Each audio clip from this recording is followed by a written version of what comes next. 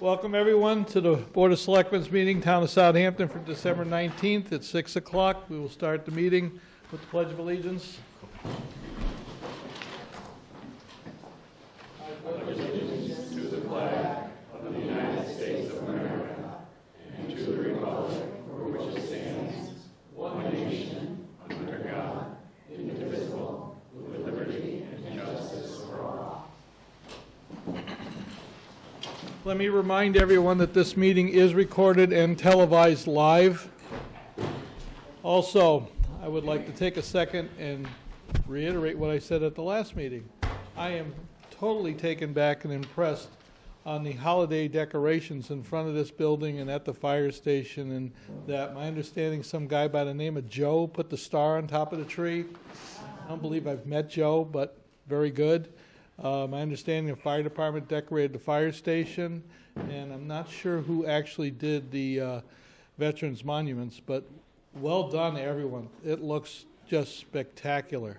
I believe the Lions Club was involved in the pavilion and the veterans. I believe the Lions Club did the pavilion and the veterans, but it was very, very nice, refreshing to see the community coming together for the holidays. Very good. On that same line of thought, we had a resident move forward to protect another neighbor's home. My understanding is the fire chief has some information pertaining to this. I do. Is Bonnie here? Hi, sir.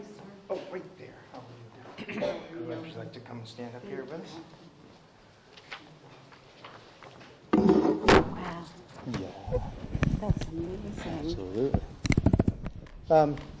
We had a fire in town on Kucha Road, October 2nd, and this was an unusual in how it started, but typical in how quickly it began to spread. Fire doubles in size every minute, and it was beginning to devour this Southampton home. Luckily, Southampton is a small, close-knit community where neighbors look out for neighbors, and on this day, the owner of the home had the best neighbor possible, Bonnie Barnes. Oh, Absolutely.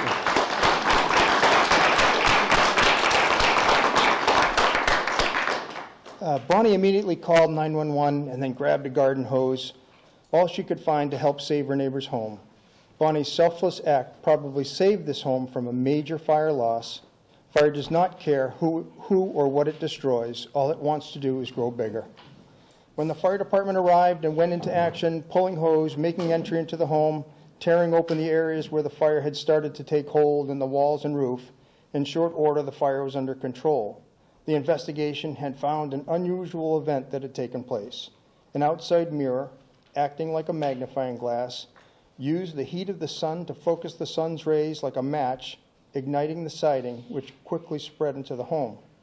We cannot emphasize enough the importance of calling 911 first, but we also cannot thank the Southampton resident and good neighbor, Bonnie Barnes, enough for her quick actions in defense of her neighbor's home. Smoke is what's most lethal at a fire, and we do not recommend anyone risk breathing smoke to put out a fire. Things can be replaced, human lives cannot be. If you call 911 and can do something safely as Bonnie did, your actions can save a home, help a neighbor, and strengthen the fabric of our community. We have an award we want to give Bonnie, an acknowledgement of her heroic efforts. I'll read the award for those. It's a community partnership award. Southampton Fire Department is thankful for the selfless acts of Bonnie Barnes, whose quick actions at a fire scene October 2nd, 2017 helped to save a home and preserve a neighborhood. We embrace you as a role model for the community, improving the quality of life and reinforcing the ideal of neighbor helping neighbor. Thank you. Absolutely.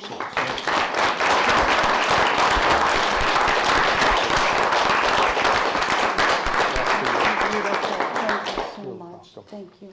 My neighbor is here too, Simone. How are you, Simone? I Yeah. love her so much. Yeah. Thank you. I love my whole neighborhood. It's a great community. It is a great community. Yeah, Thank and you. this is what helps. Thank you. Thank you, Chief. Absolutely. What a great way to start a meeting. Yep. I have more. Or we Oh, have it gets more. better. Oh, it gets better. Would Paula and Wallace Rapolis approach the podium.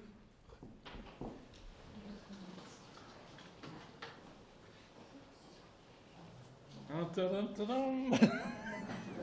Don't drop that. Do I have it right side up? Well, I can't see it from here, so you know. You can't see it? No, I can't see You it. don't have see-through? No. Well, Why don't you two explain what this is all about? well, we happened to notice a picture that goes back to the 1930s, and we decided to have it blown up. And framed.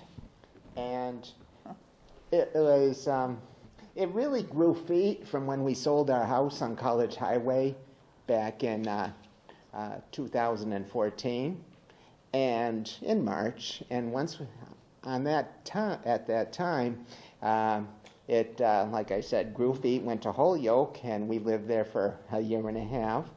And then upon that, became resident with us off of Clark Street in Easthampton. And don't ask me, it must have been a wing and a prayer that it managed to find our trails up to the point of our present residence in Easthampton. So we saw that, Paul and I, we were looking at it, and we were trying to literally make up our minds what to do with this photo named The Pageant. And if I have the date on it correctly, it's like August 2nd of 1930.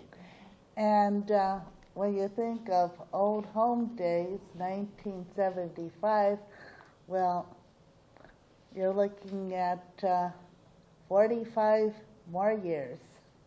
Yes. Yeah, absolutely.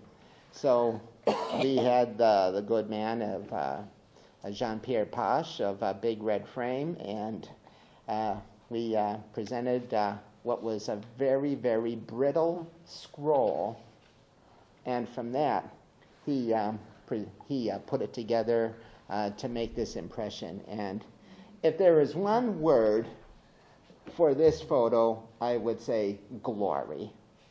It's a glorious photo. This is Church Hill. It's Church Hill. It is Church Hill. And it's interesting, if you look at this photograph and go out to Church Hill, there isn't a lot that's changed out there, except the dress of the people. That's right. That's right. And the vehicles along the top. Yes. And it would be interesting to know who one of the residents would be in that picture. Well, you know, if there was somebody there that was like 5-10 years old, they may be still with us today. Maybe. You never know. Maybe. Yeah. I ask a favor. Mm-hmm. We're going to have staff place this in this building. I don't know where at this point, but they're going to move it forward. But because you two are kind enough to give this to the town, would you be kind enough to put on the back of this, donate it to the town, and your names and date, so that Yes. there's basically a little history? Yeah. Mm-hmm. For Very sure. good. And there's still bits and pieces of history that we can add to it. And that's going to make it stand out in significance even more. For future generations. Very good. Thank you. Yeah. Thank you.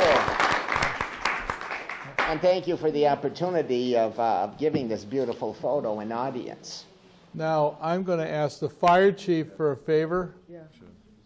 He's not paying any attention to me, Should we have some photos? but, Do pardon? you have some photos of the fire chief, like these And then two with these, things? Yeah. Pull the alarm. let me do that. Why don't you get everybody together here?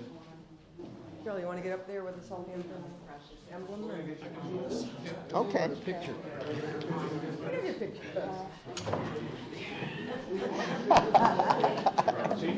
Before these folks leave, we're going to get a picture with you.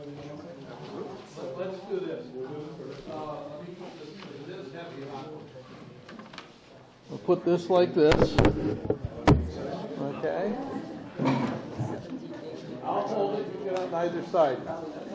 You don't need me in the picture. Janice, get up front. Get up front there, dear. There you go.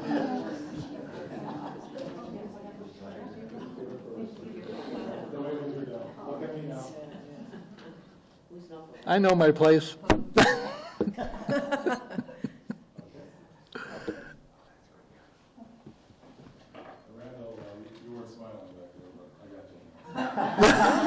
All set?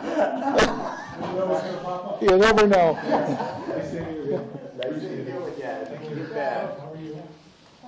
As they say, keep in touch. That's right. And we'll be in touch. Yeah, right.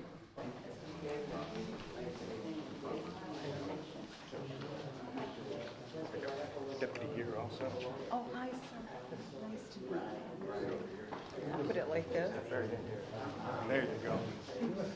That's a good.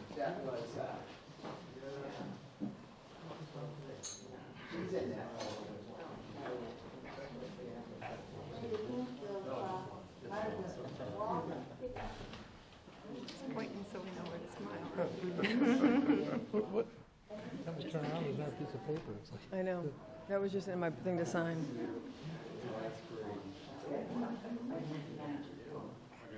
so, it's all signed back here. Yeah. There were, we hadn't signed. Oh, I see. A little over your head. Okay. I already signed it, so I guess it's.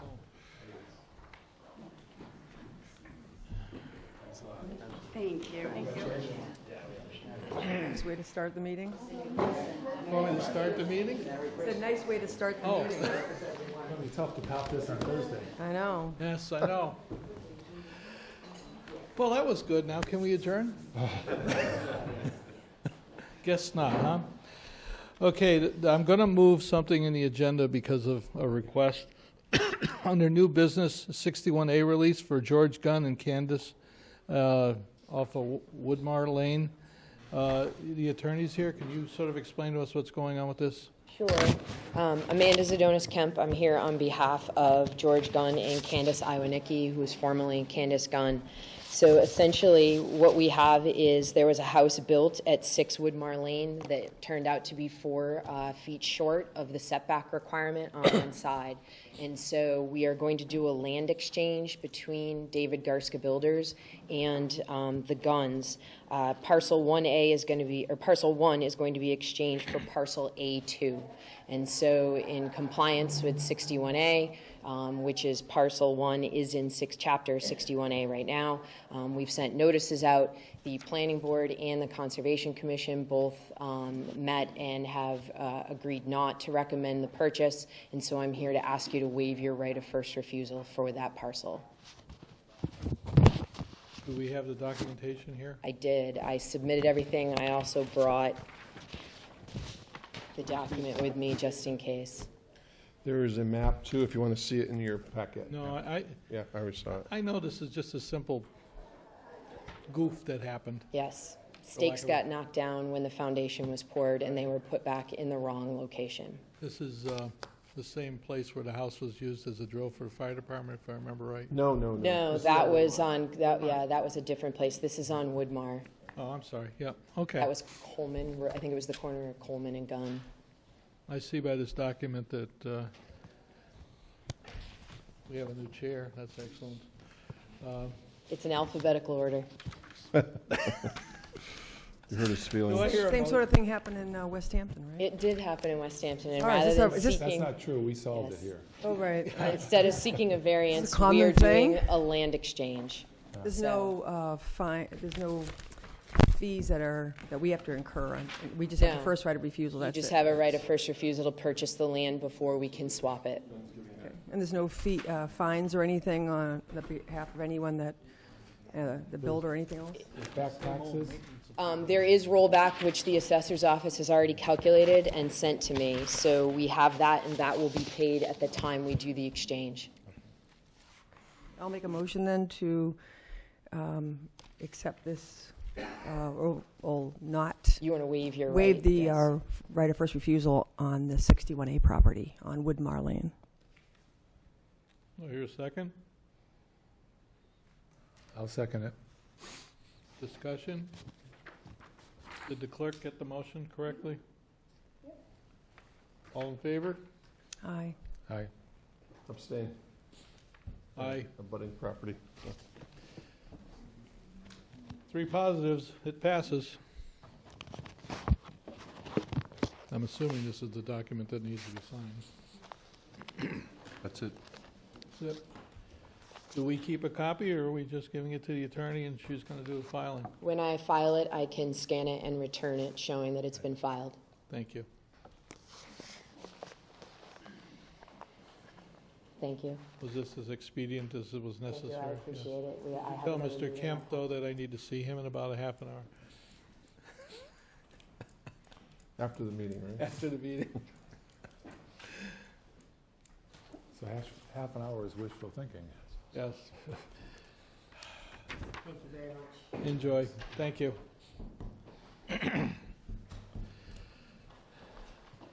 Appointments, town clerk. This is quite a list. Don't forget the COA, too. Okay, Oh, I'm sorry. Well, this all right. is something that we do every year, and I'm here to speak on behalf of the election officers, and we also use them at town meeting for the workers. And they have been doing, most of these people have been doing it for years and years and years. They're very dedicated. Last year, prior to the state primary and the presidential election, they all went to a training that the elections division had in Northampton, and they're just a really good group. And this is just a policy that we do every year. And just to clarify, it has no budget impact. You budget for the funds, you use them as necessary. Yes, Okay. yes. I hear a motion to approve. I'll make a motion, we approve. Second. Discussion? It's the same people, no issues. All in favor? Aye. Aye. It's unanimous. Yeah, thanks, Thank Janine. you. Thank you. So also, you're going to have a poll hearing tonight? Yes, we are. Okay. After the Council So- on Aging She issue. has to notarize it. So I'm though, here to notarize Can you your move it up? signatures. No, that's No, okay. I'm not going to move it up. Just asking. No, that's okay, I'm here. Thank you. Remember, we tried. You could blame me now. Council on Aging? Okay, it's me,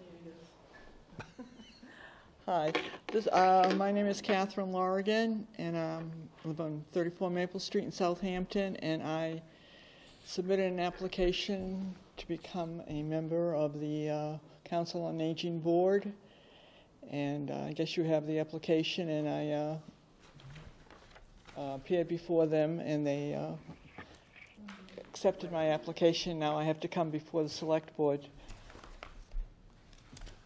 We have a liaison to the COA. Any Yep, this comment? position is available because Patrice Mackey had resigned from the COA board, and the COA has endorsed Kathy's appointment. So, is there anything else you'd like to say about why you're interested in being on the COA board?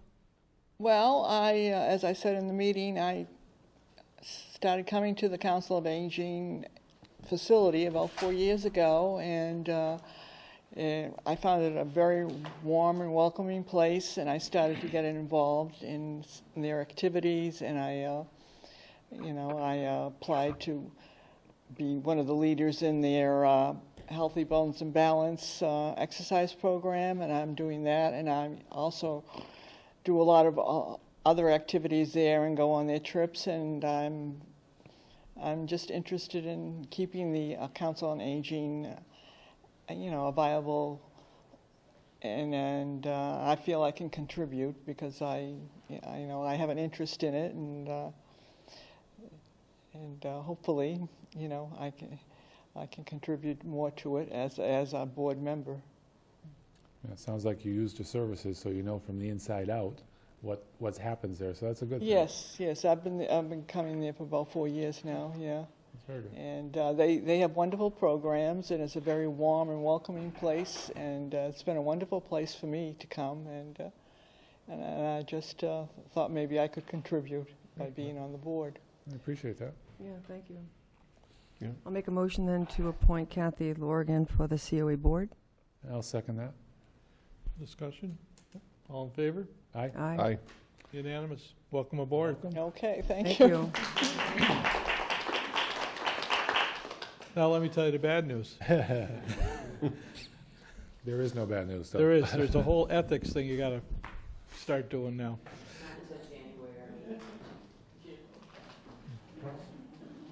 And she has to go to the town clerk to get sworn in. Yes, town clerk to be sworn in. Poll hearing.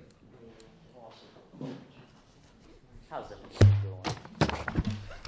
Good. Good. So this is from Moose Brook Road, the one from before. This one, we're just going to be installing 2 poles with primary on it and then a stub pole to anchor it for 91 Moose Brook. There will be 3 anchors, about 10 feet off the road, and I believe the tree clearing has already passed and has been done.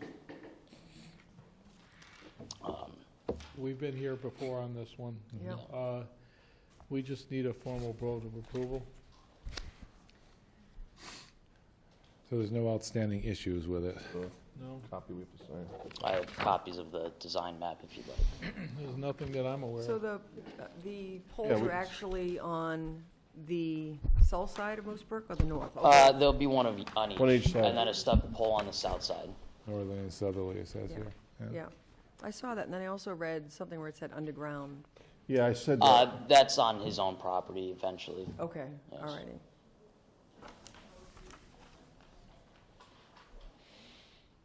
Do I hear a motion? I'll make a motion to approve the pole relocation on Moose Brook Road. Second. There's no actual address, is there? It's It's just 91. 91. Yeah. Okay. So the motion's 91 Moose Brook Road. Is that, there's 1, 2, and then 3 way back? Is that 91, the one way back? Yes, all the way. Yeah, it's up the hill there. Yep, that one. Oh, not that one. That's coming You're from one the coming Cherry back Lane down side. on the middle road side, Yeah, by the right? middle road side. Correct. So the poles will be where in relation to the house? To the east, Oh, so heading towards middle. heading Oh, towards so you're middle. adding Yes. a couple Yeah, we're poles adding there. from the other side, on middle road side. There's 2 lines that come in. One from Strong Road, I believe. Right. And then one from Middle Road. We're going to be Okay. adding to the Middle Road side. There hasn't been any issues that were brought up, as I understand it, so. No. Nope. Is that correct, Janine? No issues that you know of? We previously approved the poles on Yeah. the other side. So we have a motion, we have a second. All in favor? Aye. Aye. Unanimous. Awesome. Okay. Appreciate your time. Thank you. Don't run away. Oh, okay. Let's sign this, let's get notarized. I don't want to see you until afternoon. Next one. It's not that we don't appreciate you, but this is getting to be a bad habit.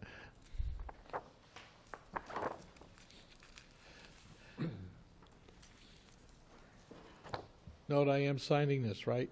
Okay, you watch me. Everyone in this town keeps an eye on what I'm doing.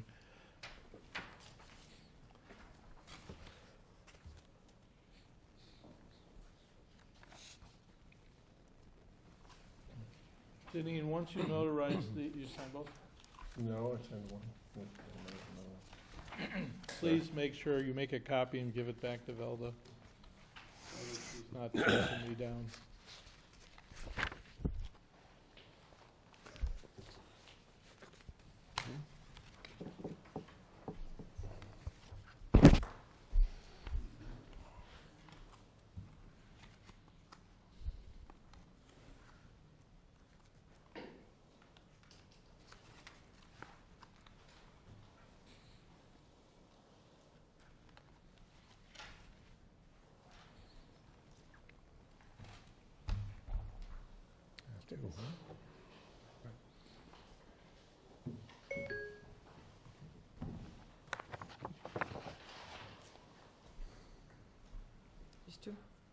Two places for you guys to sign, and then Janine comes over here, she notarizes it and walks off with it.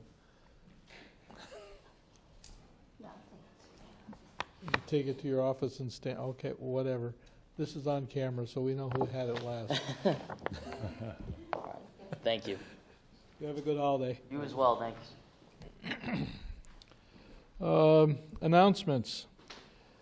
The town clerk would like to remind all town employees, elected, appointed, commissions, boards, everyone, that under state law, the state ethics requirement is that a conflict of interest summary has to be reviewed every year, and every other year you have to actually go on an online training. Those forms were sent out electronically to everyone. So this is your notice again to be aware of that.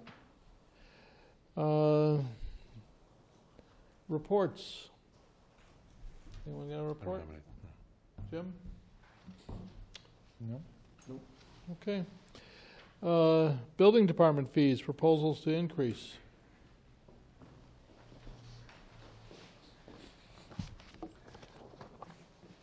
How you doing, Tom? Good. How you doing? Good. Thank you.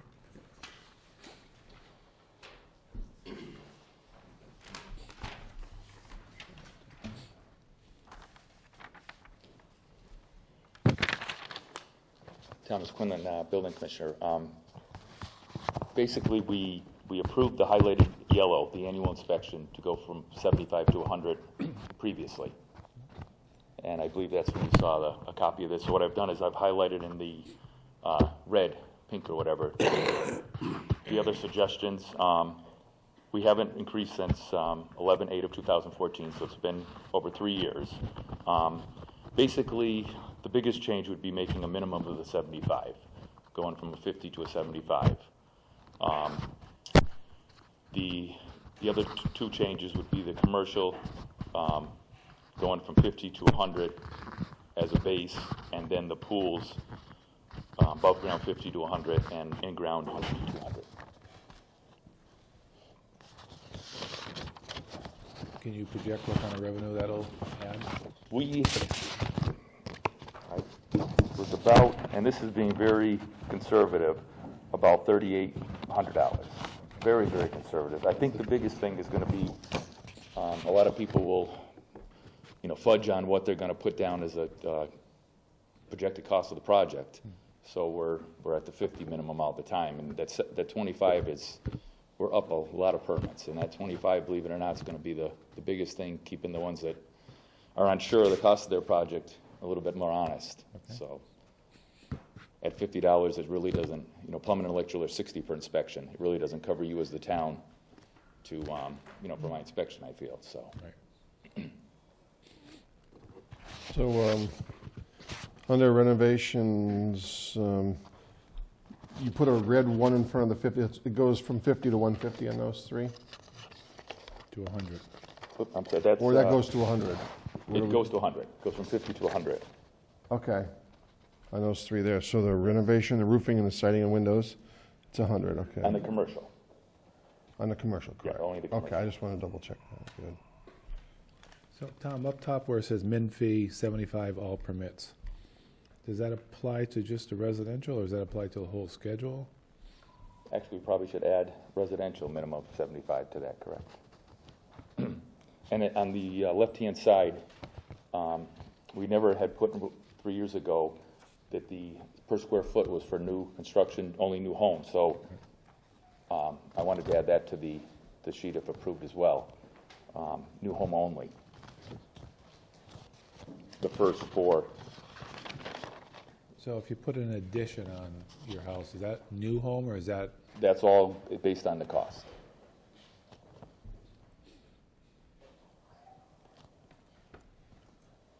When do you want to put this in effect? January 1, if you accept it. And these are in line with neighboring communities? Yes. Yes. One other change a lot of them will do is they won't have the square foot for new construction, and then you'll have people say they can build a house for $100,000. Of course, you can you go through the thing of making them prove that and all, and that's why it's probably 50-50 as far as keeping that by the square footage, and it seems to work very well. What's the average house size? I'm just kind of figuring what. The average house is, well, I'd say 2,400 to 3,400 is the average cost, so. It's basically, of course, you got to take in the size of the garage, the porches, the decks, and that. But basically, the permit is 24 to 34, I would say. Okay.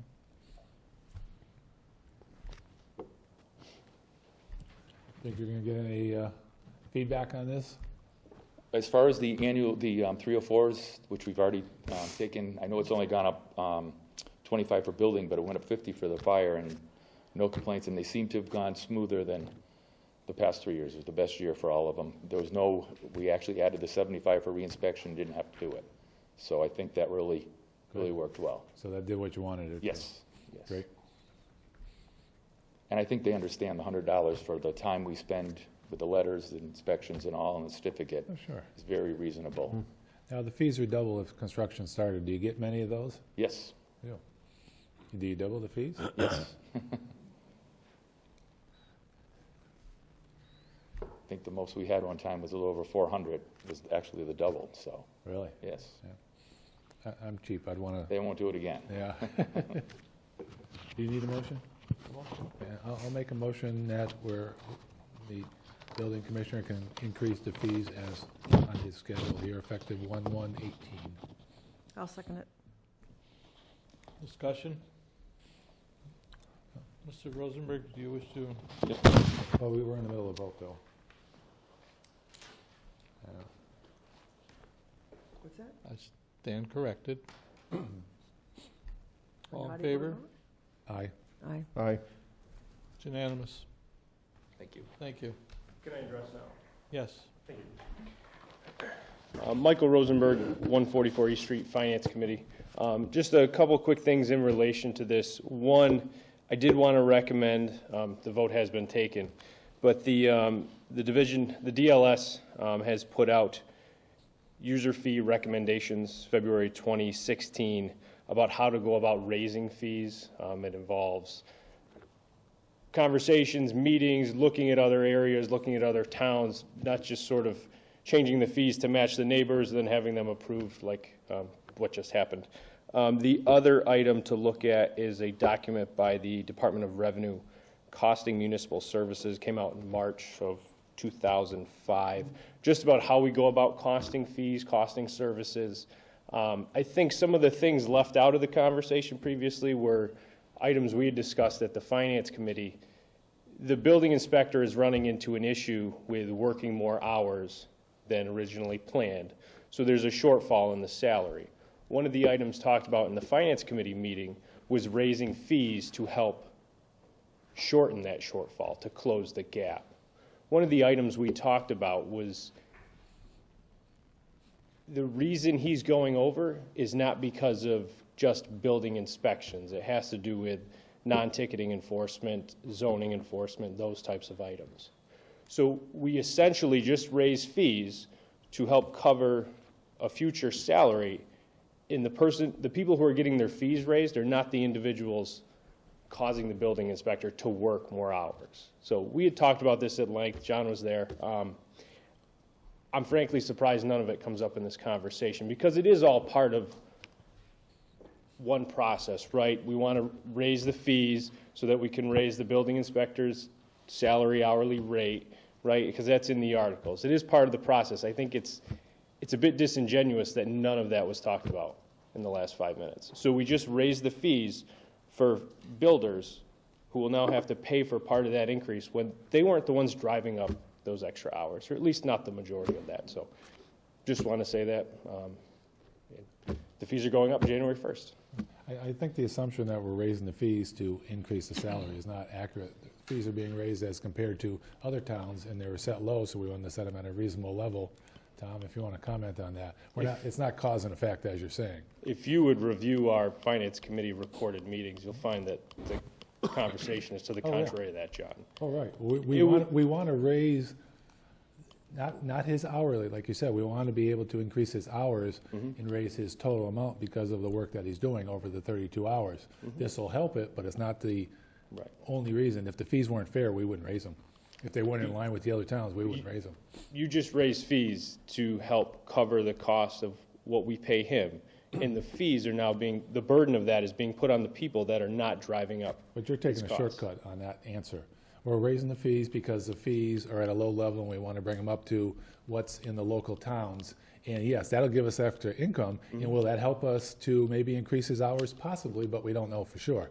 Regardless of whether his hours and salaries increase, these fees are accurate and they should be in place. What towns are they closest modeled to? Guys, you're really getting into the... But you just approved them. I'm just curious if they're closest model to neighboring communities. What communities? He talked to us about that. He did a study. I mean, it's a simple question. How to get up and Realistically, is it the neighbor? Is it the other neighbor? What towns? We just approved fees, and you can't say what towns they're even modeled against. If you allow I allowed you a few minutes to speak, to give your opinion, and to basically explain to us your reservations of why the action we took was inappropriate. I respect that. But I'm running a meeting here with numerous issues. Sure. And if I continue to just have open dialogue and debate, other people with their other issues are never going to be heard. I understand. I'll be glad to step down. I mean, I understand. Thank you. I don't see a reason to keep, we'll be debating this for a long time. Well, I'm interested, though, in hearing, you had given us a very lengthy chart on all of the work and tallied up all of the inspections and everything, and basically it was overwhelming, the amount of work that has been done. So I just want to know if you could just speak to that a little bit. I mean, I know we already took a vote on it, but, I mean, can you just speak a little bit to what Michael just said? One of the closest, Easthampton, for instance, which is a lot, they're pulling in 10 times the amount of money, and it's very comparable to something like that. And being a small town, small towns you compare to, they're normally higher. And, I mean, that's just one of the instances that we're right with Easthampton. Mm-hmm. Thank you. And the next item on the agenda is Building Department, extra hours. Would the building inspector like to address this to the board? Same thing I've given. Appreciate your patience. Just put it on.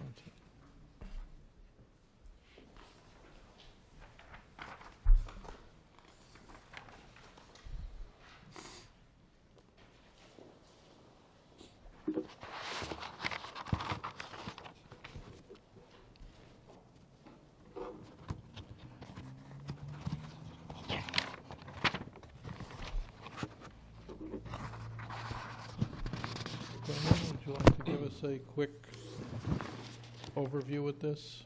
Basically, last time when I presented, I did have the whole, showing how I spent my hours and all, and I didn't copy all that. This is showing fees collected over the last 3 years. This year is going to be a big increase, especially permit-wise. We're way up this year. And it basically shows what it would be to go from the 31 hours present of what I was hired 3 years ago to the 38 that I'm putting in plus a week. And like I said prior on the increase, because we wanted to figure an idea if with that fee increase, what it would, bring up a year, and that's very conservative, the 3,800. Like I said, it's the small permits that, $40, $50 we're getting paid, but really weren't covering the inspection that are going to go up. So we're going to pull in. I guess I have a question because since Mike Rosenberg's here from the Finance Committee, we discussed this when you were at the Finance Committee. Yes. And one of their suggestions was that you cut back on services that weren't bringing in revenue or weren't quote-unquote mandated by law and all that. And from at least my point of view is if we're going to have a building commissioner, we should have a full-service building commissioner that goes out and looks when they're going down the road. If they see something, they need to stop and address it rather than say, okay, I'm just going to go buy it. So taking those type of services out of your day-to-day to decrease your hours, what do you feel the cause and effect will be on that? It would save time, but I would be driving by. I mean, I can just show you instances where there's projects stopped now that didn't have a permit that aren't safe. I mean, you know, there's a garage that homeowner didn't realize it needed a permit, and it's a zoning problem now, and it's you know, structurally it's going to have to come down and be rebuilt if it's allowed to go through ZBA. So I mean, those are the things that I just couldn't drive by. I mean, it's only going to cost the town, you know, never mind being civil for the person that I feel I helped out, but it's going to cost the town later much more. It's better to catch something before they go too far, because if they got to pull it down when it's 3/4 done versus 10%. Right, correct. Yeah, I'm not a big advocate of truncating duties for the sake of and it's just that's one instant that the homeowner didn't realize it, and the garage itself that he was adding on to was too close to begin with, and you know, that's, I mean, like I said, that's just one instance that. I mean, he's long retired, but I can't think of Myron's last name in Easthampton when he was there. Petruskevich. Very, very by-the-book person. And I remember renovating a multifamily, and he came by and said, "Hey, you can't do that." And just by traveling by, I was mad at the time, but then I realized what he was saving me down the road, because had I finished that as I was going, it would have cost me a lot of money to take it down and go up. So it's a lesson. You don't like somebody doing that, but it does help the town and the person. So. Yep. Yeah. Well, you say that about Myron. When I was working there part-time, he stopped in the office one day I was there. Yeah. And I won't say the project or anything, but he did catch a whole home remodel that it was a problem. Yeah. And he stopped in to let us know about it. Yeah. You bring back memories. Very good. Yep. Yeah. Tom, how long have you been working in town? It'd be 3 years in October. How can you explain the difference, total fees collected, 2015, it 55,000, and then it jumped up to 91 in 2016, and now it's last year 100,000. We've increased permits. Of course, back then is when we did the 2014 was the increase in the, it was the end of 14, was the increase in the fees. So that did help, but since I started, I would say we're going to be up well over 100 permits since 3 years ago. This year it's busy. It's very, very busy. I have a question for the board and for you and Mr. Rosenberg. This is an article that we're going to be reviewing later on this evening. Do you want to review this now and not review it later, just so that if you don't want to stay here or something like that, you can? Or do you want to go over this right now and not go over it when we do that warrant article? No, we can go over it now. We're having the joint meeting Thursday, I think. I know, but I'm trying to give you the courtesy, Mike, of being able to. I mean, realistically, with the budget shortfalls for next year, large increases to salaries, as we discussed a few weeks ago with Bob, should be at a minimum, considering what we're facing. So, I mean, I'm sure we'll have the same opinion Thursday. If you'd like to talk about it now, we can. I'm just trying to extend the courtesy to you. I'll be here, but if Tom wants to talk about it, that's fine. All right. It's Article 15. Okay. So do you wish to proceed discussing this, or you want to hold this when we go into the warrant later tonight? Well, since Tom's here. Yeah, it might be good that he's here. I think the courtesy is there. Okay.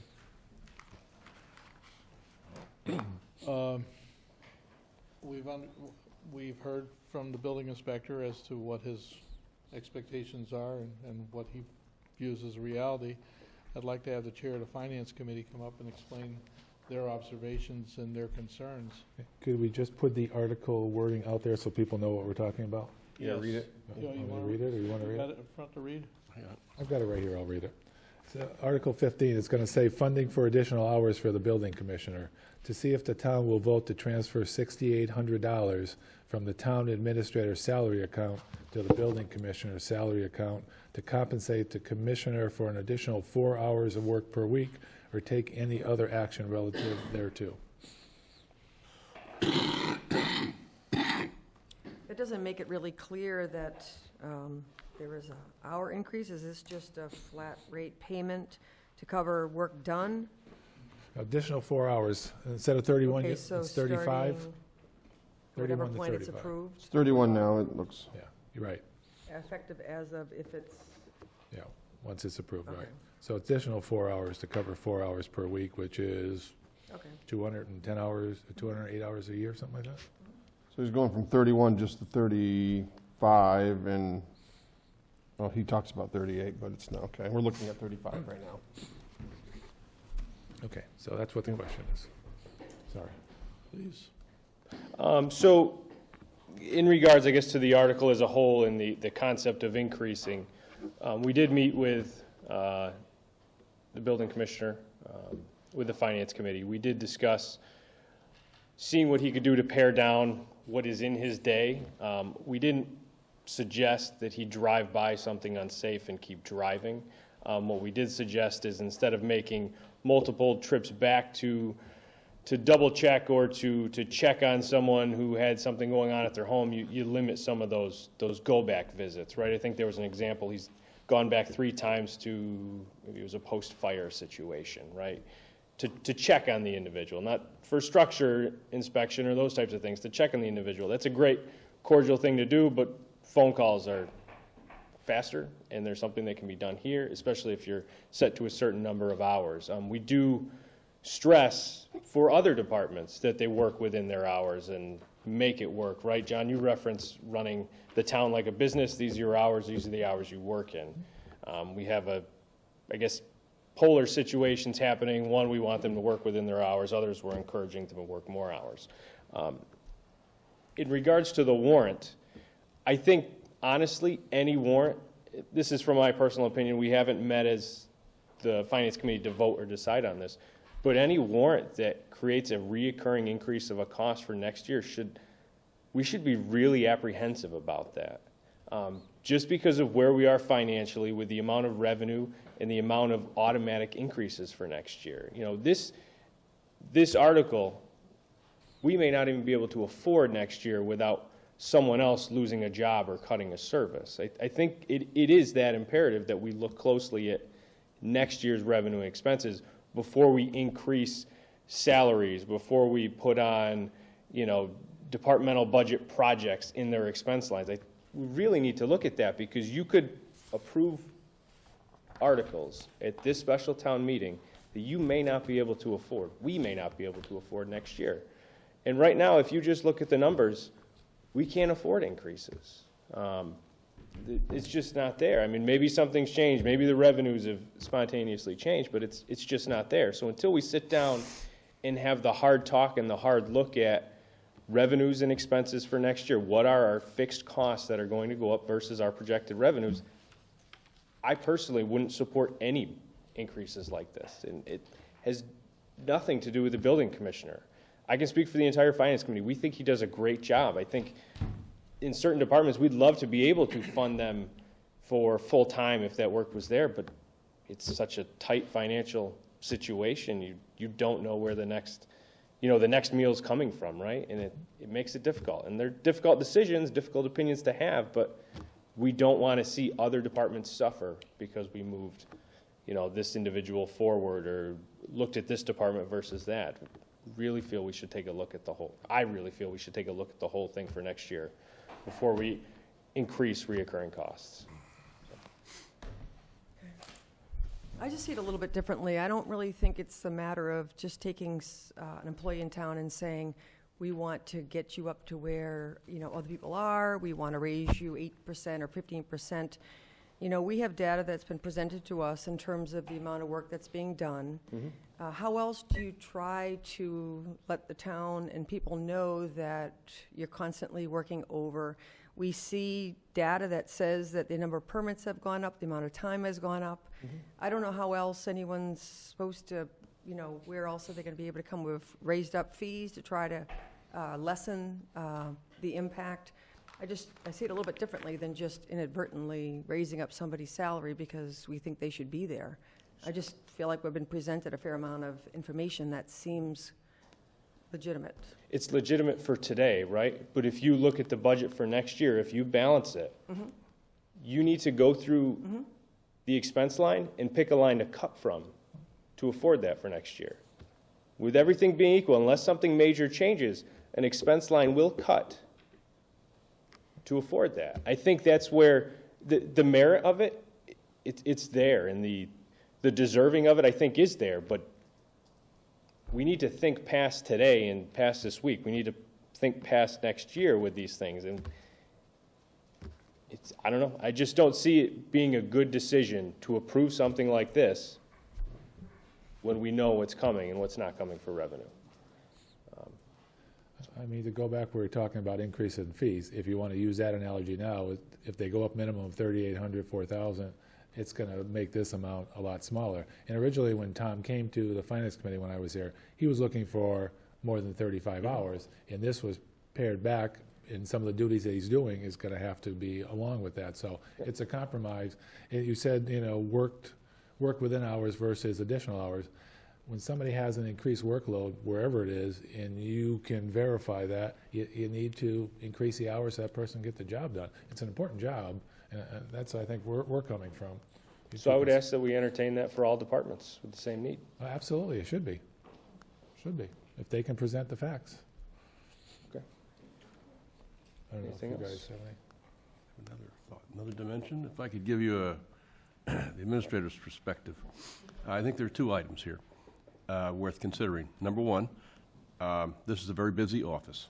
I see it on a daily basis.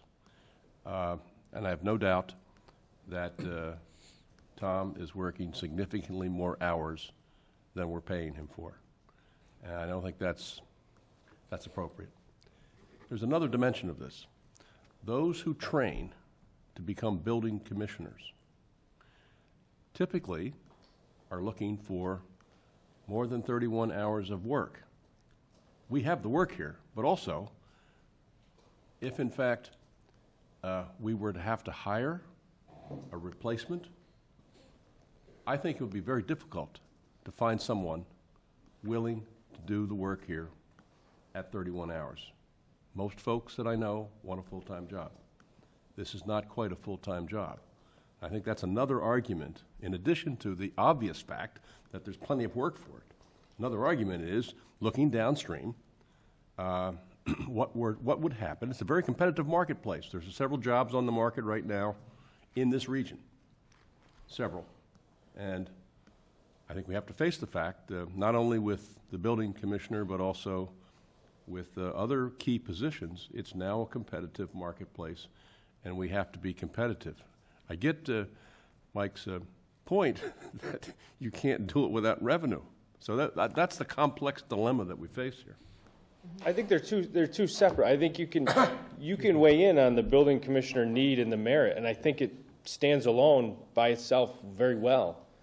But you also can't forget about next year and what the town will be facing. So that's the apprehension from myself, and I know other members of the Finance Committee share the same thing. So. Thanks. We all set with Tom? Pardon? We all set with Tom? I think so. Tom, are you going to be here for the licenses and permits that are being discussed at the end of the meeting? If you'd like me to, sure. I would like you to, okay? Given the complexity of one of these issues. Okay. Thank you. Sure. All right, moving on. Town accountant, job description. The last go-round of that was actually not the Personnel Policies and Procedure Board, so I'd like to request that it go back to the Personnel Policies and Procedure Board before it comes back here. I myself would rather that I have no problem with going to Personnel Board, but I'd like to hold it until the new town administrator comes on board, because this is the individual that's going to be working with the town accountant. Mm-hmm. So I'd like to have this person at least chime in as to what they think. So I would entertain a motion to move this back to Personnel Board and table it until after January 16th. So moved. Do I have a second? Second. Any discussion? All in favor? Aye. Aye. Aye. So it's being moved back to Personnel Board, and it's tabled by the Board of Selectmen until after January 16th. That'll put Mr. Ed Gibson on board and let him an opportunity to be heard on this. New business, actions, discussion. Well, we did a 61A, so the next thing on the agenda I see is custodian job description. Charlie, just a thought, since I don't know that anybody's here for the custodian job description, but do we want to just jump ahead to Tom and do those things and get them out of here? New business. If the parties that are here for those licenses are here, I have no problem with that. Let me ask. We have licensing and permits here for Pure Food, Stop and Save, and Hometown Auto Sales. Is anyone here for those? You're here for? In opposition to the hometown auto sales. All right. We have nothing actually scheduled for a time for these. Right. So you want to just move that forward? That's the one that I wanted the building inspector to be here, so we'd hear everything that we could hear. Sounds good to me. Randy, okay with that? I'm fine with that. Jim? I'm fine. All right, then I will move the agenda so that we go under license and Licenses. permit, and we'll start with Hometown Auto Sales, car dealership. Mr. Quinlan, I guess. Thomas Quinlan. Can you give us an overview as the building inspector, zoning enforcement officer relative to this? Well, from what I see, there was a confusion with the addresses to begin with, I guess, right? There was 75 and 77 with it in the past. And then it's actually 77, the owner of the corporation now that I believe it's issued to, is different than the name that it's issued to. And I don't know how that works. I know if a accessory apartment or things like that, once that person moves on, it has to be reapplied through ZBA, you know, for a special permit like that. So that would be up to you as far as how you do that. But I mean, the 77 is the Sear Realty owns now, I believe, and the permit itself is issued to a Sattler, which I don't know how, that would be my only problem later, how that's gonna work. So Mr. Sattler's not actually running the business? I haven't seen, or I believe it's just to keep the license, but I can't speak for, I've never seen anything out there or that. I just didn't want later to come back at the town that, you know, it's in Mr. Sattler's name, and that Mr. Sear, I believe, is, you know, counting on selling cars out front there. So, just so I want to make sure I got the right place, is this where Mr. Sattler came in and wanted to move the license from into his No, residence? he went from this place. Right, this is where it his used to be residence. years ago, and it kind Used of to be dropped Walter off. Hemmons. Yeah, it was welding over 2 years fabrication. and all that stuff, right. Okay, just want to make sure I had the This right is place. old Walter Hemmons property out there. Yeah. And my understanding, and I could be wrong, but my understanding is he was applying for his license, but instead of putting the address of the operation, he kept putting his home address on the license application. Okay. So when you looked at the licenses, it was said it was here, but it actually was operating in a different location. And I understand that because I see people that do that. They fill out forms at their home and they put their home address on it, not thinking that it should have been there. That said, there was a business operating there for some time. But now, if I'm hearing this correctly, the new owner is operating under the old owner's license. That's his intent. That's After his speaking with intent. him, that's his intent. Nothing's happened there yet. And I just want to make sure it's clear prior that he isn't going to use or... Is the license still valid there? I thought it dropped off because there was no activity for over 2 years or something. No, that's not the right one? On Middle Road, that's Sattler's package store. Okay, That's a separate- so that's a different issue. one, okay. It's separate. What you're saying, he's in the process. We actually had a long site visit today and meeting out there, and he's in the process of coming up with a plan, what he's would do, because that is industrial. Okay, right so that's there. a different We're location. talking That's all East different. Walk We're Road. just, yeah. Okay, we're- We're gotcha. not talking, the Correct. Middle Road one is an article for town meeting, Right. okay? This is a permit from the Board of Selectmen relative to the sale of used vehicles and that kind of Yes.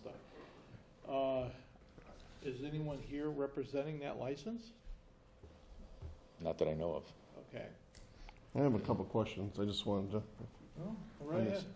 I just wanted to go back. You have two house numbers, 75 and 77. Are both of those zoned, is it residential, commercial, industrial? This was the confusion. When the property was bought, I believe the town had it as 75. And I'm not 100% on all this, but the homeowner was arguing that, the person who bought the property was arguing that it was listed wrong here, and supposedly has straightened that out. And now everything is 77. So you're saying, What? I'm under the assumption that the industrial, industrial is 77. Industrial is 77? Yes. Now, has that been confirmed by the assessors, or who would confirm that? The ZBA, or? Assessors, right? Assessors. Planning. Assessors I believe it would- went to planning, didn't it? Didn't he go to I don't recall that. all that? Planning to change the, Yeah, we could change, the planning would initiate a change, but I don't think, He didn't go to, okay. yeah. So 75 is residential village or whatever it is? Yes. Okay. Yeah, I'm just taking some notes here. So, in industrial, what is the address Hometown Auto Sales using? 77 is what you said? 77, I believe, is what it was changed to. Okay. And is that a permitted use in industrial? Auto sales. Auto sales. Auto sales. That's all, I'm just I asking the believe question. it's permitted, yes. We need, Yeah, we I don't need have it in to- front of we me. need to verify that. Right, I think to verify, don't hold We're me. happy to address that, it's not. Yeah, that's why I just want to, It'd the be zoning special bylaws would permit. probably say very clearly, I don't have one on me, it's in my. Right. But I would, We're happy to address that. Well, Tom, you I- had I'm sent us a gonna give you an communication opportunity. I that says just- like a cease and desist on the, That was a totally different, that's, nothing to do with this license. I didn't want any confusion later that a different applicant, or not applicant, a different person who owns the property feels that he can use it, and have that a confusion. well, as a town clerk there, I can go get a copy and I can look pretty quickly through the industrial. If you don't mind. Let me go check Yes. if she's there. so there was a confusion over 75 and 77. It's been changed to 77 and it's zoned industrial. Yes. And the license currently is for what type of business? It's to sell used cars there. It's to sell used cars? Yes, which was given by the board, and it's for, I believe the brother actually had it years ago. What originally started was is the brother passed. Yes. This brother asked to transfer it. Right. There didn't seem to be any issue at the time. Right. And we knew that they had worked together their entire lives, so it was just Yes. simply moved over. And I mean, there may not be, as far as the license goes, switching, keeping it in Sattler and having somebody use it. My question is, as far as anything that the ZBA would approve, it's non-transferable. Once somebody moves on, it's back in, not that it's going to be denied, but it needs to be transferred to a different person. Yeah. So you're saying Mr. Sattler can't keep it in his name, it needs to be transferred to the, whatever, Sear Realty. And I'm just questioning that. I'm not Okay. saying that's 100% correct. I just don't want to have the town have that problem later. Yeah, I know we had an issue with used car license up the road where somebody from Westhampton was letting somebody rent the place and didn't sell cars under the license, and it just went, real bad. Well, I don't believe in issuing somebody a license that they can share with someone else. Yeah. Yeah, here it's under table of use regulations, you go to retail and service. It has automotive or other business repair services and is not allowed in industrial park. You can be in commercial village, commercial highway with a special permit. But I just, that's right here.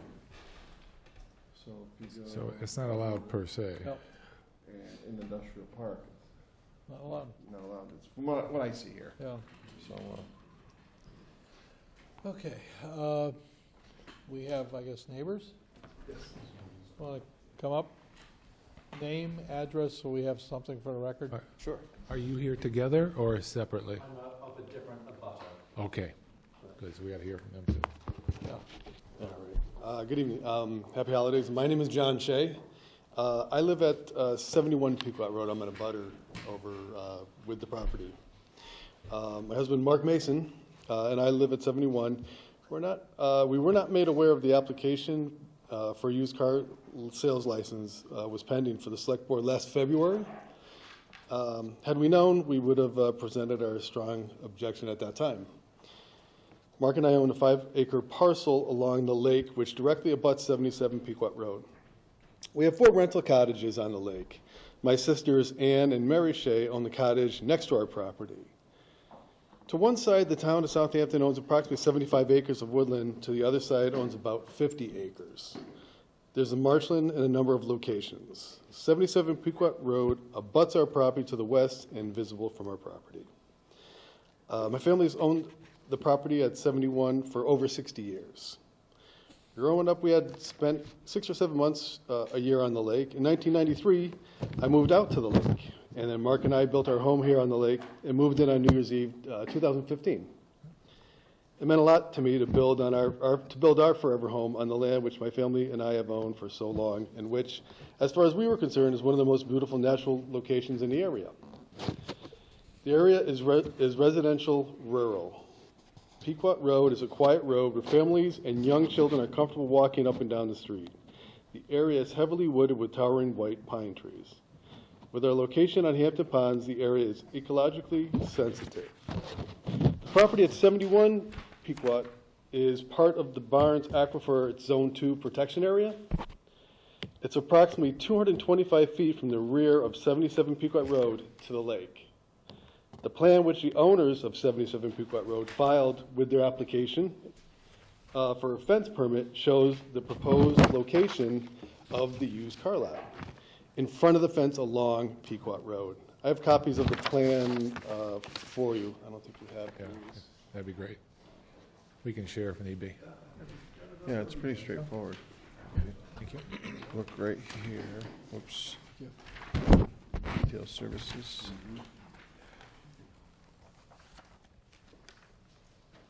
And the retail services, automotive, street park, not permitted. So, All right, so the plan shows a drainage ditch which runs along Pequot Road and directly adjacent to the proposed location of the car lot. That drainage ditch leads to a ditch and pipe which runs underground along the property, or our property, and directly into the lake. As you can see, the contaminants from 77 Pequot Road may have a direct line into the lake. Our area would be adversely affected if the request for a used car sales license is allowed. There's a significant environmental concern. The proposal is not in harmony with a peaceful neighborhood, and the proposal will decrease property and rental values. The application must be denied. And Mark has some additional comments, which I join in. Thank you. Thank you. Good evening, and thank you all. My name is Mark Mason, and on behalf of my husband John and myself, we thank you for your service to our town. We greatly appreciate it. We also greatly appreciate Mr. Quinlan's activities and the efforts that he's made relative to the activities at 77 Pequot Road. I just drew on the board for you how the houses are laid out because it's confusing. We're at 71, and we've got just about 5 acres that abuts Pequot Pond. Actually, right next to us, there is 73. Then there's 77, which is the industrial parcel at issue. And then there's 75, which is a residential parcel that's owned by Dr. Petrolakner, who's represented by Peter Vickery, who's here. So just a question. At 75, is that where the log home is on this plan? Yeah, okay. 75 is the log cabin. And over in here, there's 73, which is another home. That actually is zoned industrial. Mark? And if you look at the maps for the town. What is this parcel number here on the left? That's number 73, and that's 73. zoned industrial, although it's a home where individuals reside. The application that you have before you, and I think it's noteworthy that neither Mr. Sattler nor the Sears are present this evening, but the application is for the issuance of a license for a commercial business. The property at 77 is not zoned commercial as you've been discussing. Indeed, it's zoned industrial, and our bylaws do not provide for the location of a used car lot in industrially zoned property. A used car lot can only be located in commercially zoned property, and at that, were such a license to issue, a special permit would first have to issue from the planning board for such commercially zoned property. So on its face, the application should be denied. And I know once again that we were not aware of the hearing last February. Had we been aware, we would have been here presenting this objection. Perhaps the license would not have issued. It's important that you note for these purposes, and just because I believe this is an issue that's going to come back to you, perhaps sooner than later, what is going on at 77 Pequot Road since last February. On August 21st, the ZBA held a hearing on the owner of the properties, and the owner is a Sear Realty LLC, whose managers are James and Tracy Sear of Holyoke.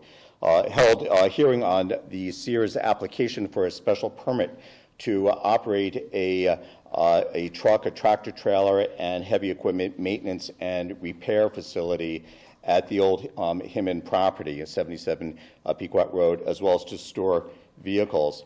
Indeed, if you look at the plan that John has given you, that's the plan that the Sears devised. It demonstrates that in addition to operating an automotive repair facility, they intended to locate a used car lot right in the front of the property along the road, along with storage of boats and RVs and those sort of things. And indeed, they've taken significant steps in that direction. At the hearing on August 21st, there were many people in this room. The room was pretty well packed, and we strenuously objected to the application. And the ZBA continued the hearing for two principal reasons.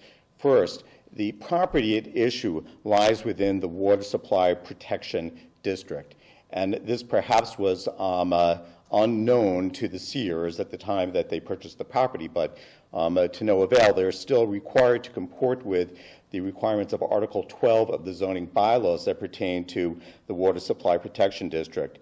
And if you're familiar with those requirements, they're significant. Attorney Vickery will comment on the necessity that an engineer file a site plan that sets forth a dozen different criteria for how waste and hazardous waste is going to be monitored in such a facility. And indeed, Article 12 prohibits the location of an automotive repair facility in a water supply protection district. So the ZBA continued the hearing because the applicants hadn't even come close to considering the filing of such a site plan, and secondly, because the property is located on the Barnes Aquifer, which is, we know, is a sole source aquifer, the applicants were required to first get some consent from the Barnes Aquifer Protection Advisory Committee.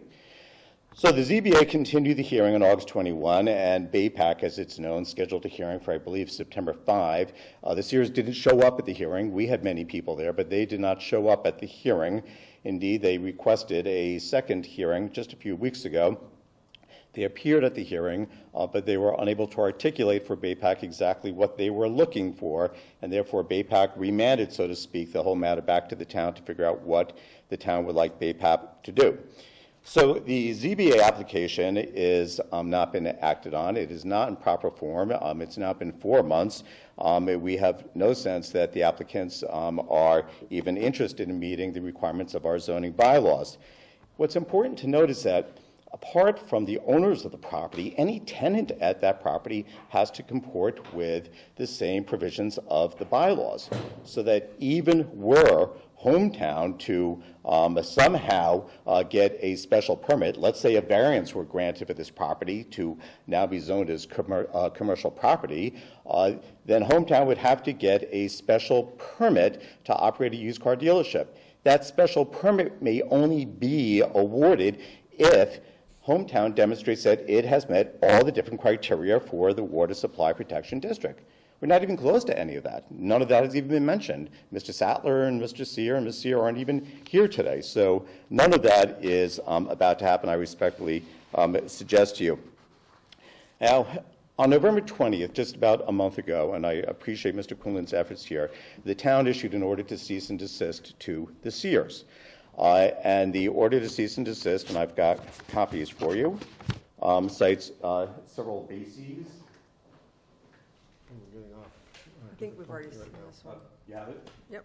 No, No, I just- we're getting away from. Yeah, the we're on a whole principal issue. different company now. We're here talking about hometown auto sales, and now we're on a whole different Yeah. issue here. I think we're off topic. Well, it relates to the ordinance cease and desist to the extent that, in addition to the other activities that the Sears have been operating at the premises, they're now seeking to operate a used car lot. And the issuance of the authorization of a used car a lot to operate at the premises when an order to cease and desist is in effect is inappropriate.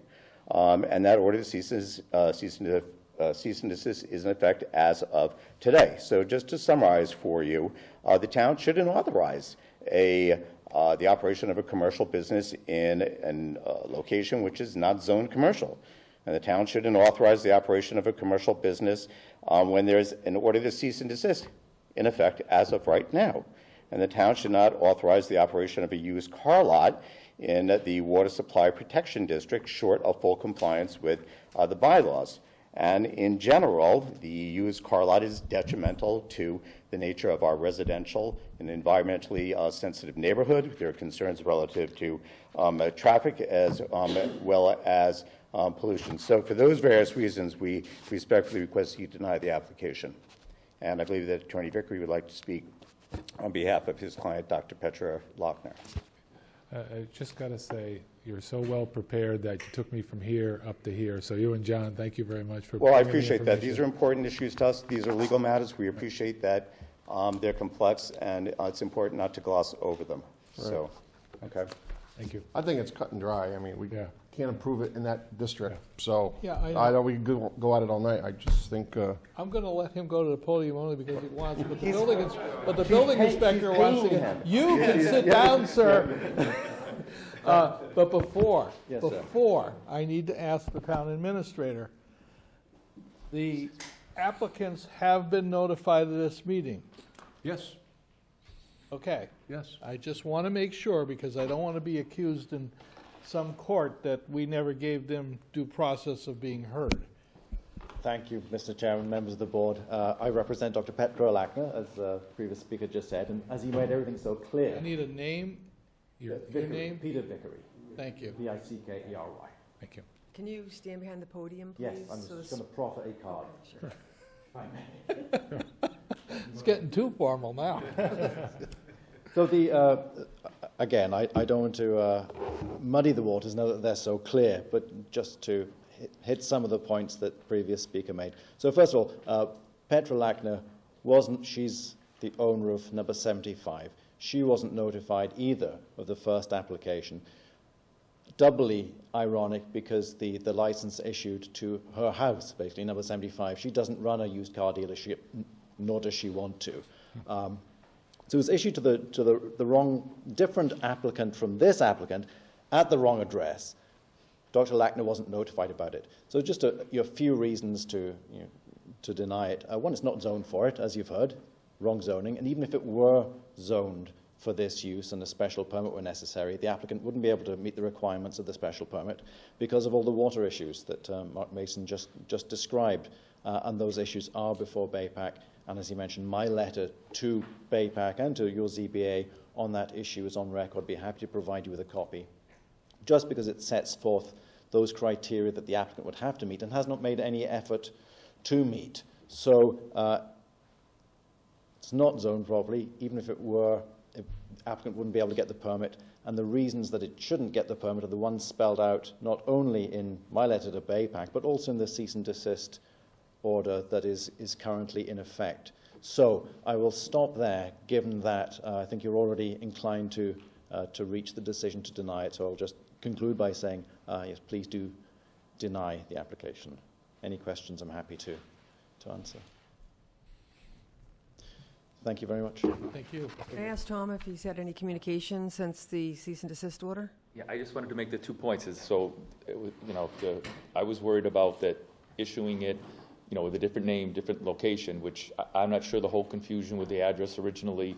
And the other thing would be is, I believe they think they're exempt to be able to have that in it, and that's, I don't know without talking to council, whether they are, because this has been years. It's a long time that this, I guess that was all I just wanted to bring to your point, but. What are you saying, they think they're exempt? Are you talking about the auto sales, or are you talking about the other company, the Siri? We're just dealing with auto sales. I'm Okay, just thank serious. you. I believe, Okay. you know, in their mind that it's been there for so long, you know, That it they're a hasn't sat for 2 pre-existing years. situation, so therefore they're exempt from the zoning because they're pre-exempt the zoning regulations. Right, and that was my only thing I wanted to bring up, Okay. that even though it is industrial, it was something to do with the addresses being messed up, But they so. need an annual permit anyway, Right. so therefore, I think that knows that. I do have a question for you, though. There is an email here that I find interesting. It basically says that he is operating a business which takes used food oils from restaurant stores and then distributes it in oil for recycling? That's another tenant. That's a tenant there. That's. We were told it's 100% vegetable oil. We're working on that. That was our meeting this morning. Okay. As of All now, right, I just want fire to make chief, sure it's in myself. the loop. Charlie? Just one more item. Property is tax delinquent as oil. Right, we see that We here, see yeah. that also. Now, does Sear own Hometown Auto Sales? Not Oh, I- that was Sattler. I think it's It's- Sattler. that's Sattler. And that's why I wanted to bring it to your point, is, you know, to your attention, whether Okay. that can be used at that property or not, so. But Sear is the one that owes the taxes. All right, so they're zoned not properly. There is taxes owed on the property. We have other activities that seem to be going on without permits. Do I hear a motion? Since there's so many issues and there's zoning issues going on, I'd say we just table the issue until the planning board or whoever, the zoning board comes up with their decision. Because there's no way we can approve this now, so. Is there a time frame that we have to act on something like this, or is this something we can table and it can just sit there? There's until they any get to it? timeframe on this? Okay. Unless- Yeah. I mean, you could also vote to deny this permit until such time as the applicant can qualify the questions. Okay. I don't want to do it just on the zoning because, as Tom says, if they feel they're grandfathered in and they're accurate on this, that won't work. So what's your suggestion? You basically deny the permit until they qualify the answers to the questions that have been raised By the zoning? by this board, By this one? by the neighbors, by everybody. In other words, So until they haven't been here to even Right. give their side. Well, that's why I wanted to table it, because nobody's here, and I have no problem tabling it, but I I guess just the sort of wording looking is, at it like, I guess the wording is what we're looking at here. yeah, there's no real motion. Go ahead. If I could just speak against tabling, first of all, I believe that the license by its own terms expires on December 31. So I don't know that tabling is going to accomplish much of anything. Second, no one has breathed a word as to seeking a variance to zone the property for commercial purposes, which would be step one towards setting up a used car dealership here. So that issue is not even before the ZBA. It was never even mentioned to the ZBA. The only issue before the ZBA was compliance with Article 12 of the zoning bylaws. So tabling this matter is truly going to be for naught. For practical purposes, the license expires, as it should. And secondly, because this issue as to whether or not it should be zoned commercial is not before the ZBA. As to this grandfathering issue, you know, when the initial license had issued, it was on Middle Road, so 155 Middle Road. It wasn't at this property. And I suggest that you can't just move a license from one location and say, we're grandfathered to. Licenses are only good for the period that they're issued anyway. Correct, exactly. I personally am not worried about that argument. Right. I don't see it carrying forward.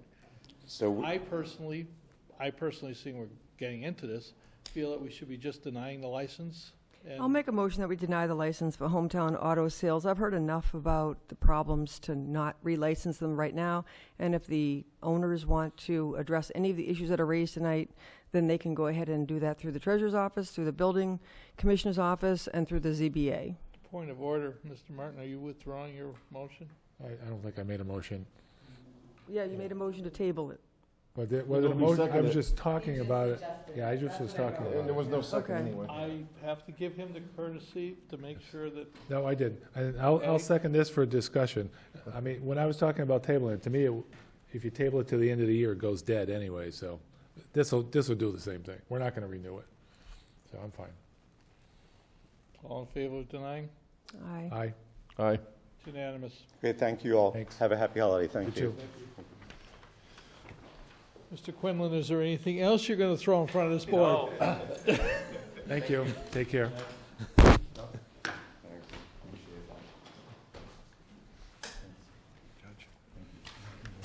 Interesting card. Well, you know, I've heard this name many times before. Not the gentleman. I don't.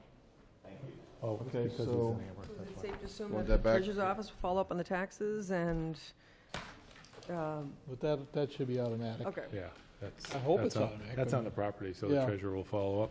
All right, we're going to circle on back and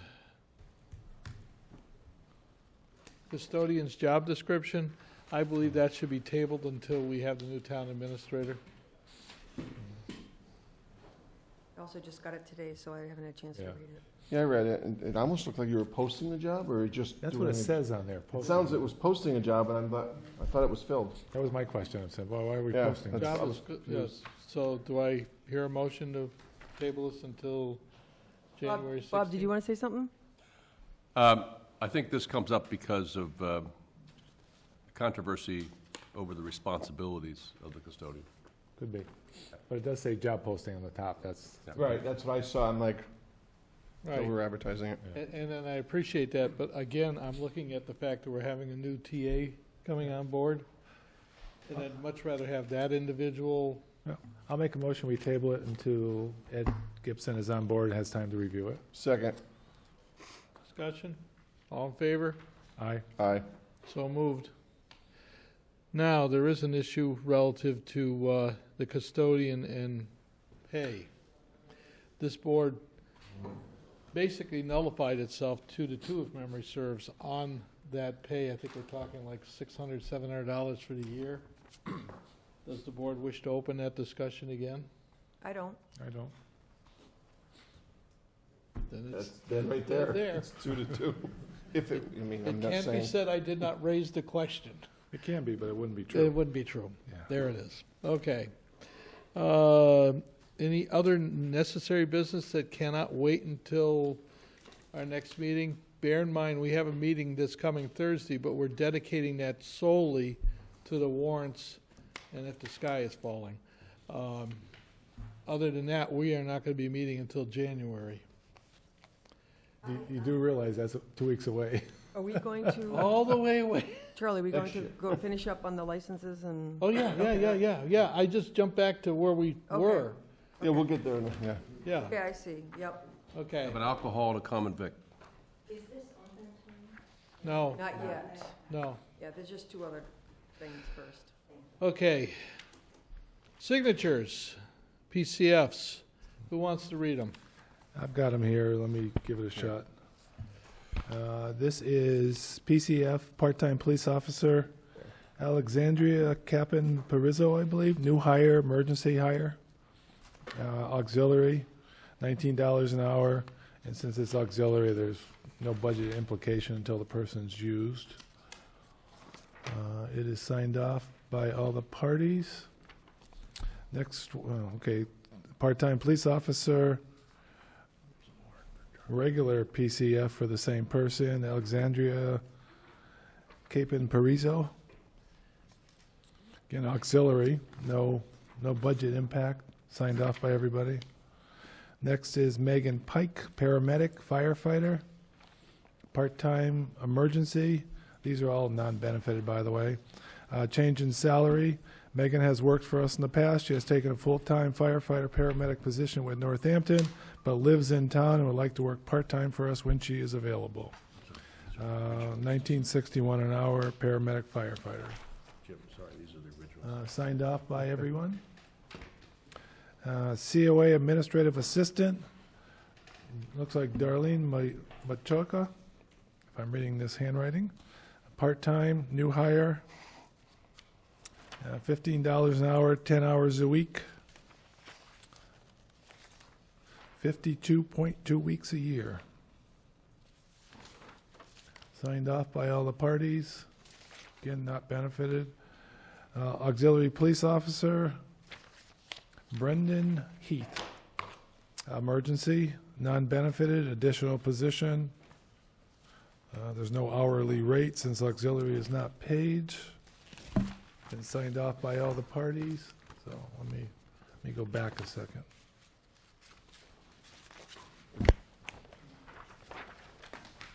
This one doesn't say an emergency? So I have a, okay, part-time. Okay. Yeah, this one's an emergency. So I'll make a motion, we accept these as read. Second. All in favor? Aye. Aye. Okay, it's unanimous. Quick question, is there a Brendan? Yep, there's one in here. Yeah. Heath. Okay, Brendan Heath. okay. Yes. Because I got a note here saying it didn't make the, but, okay, as long as it's there. All right, next, we're gonna move into licenses. Bob, you wanna cover that while I sign these? At two, I have a common victualler license and a retail package store license. The license for retail package, all the checks have been done. It's for the Pure Food Market, 31 College Highway. Taxes are up to date? Yes, all the checks have been done and all approvals have been taken. Are we going to do these separately or together? You can vote them together. Yeah. All in favor? Oh, wait a minute, I need a motion. I'll make a motion to approve them.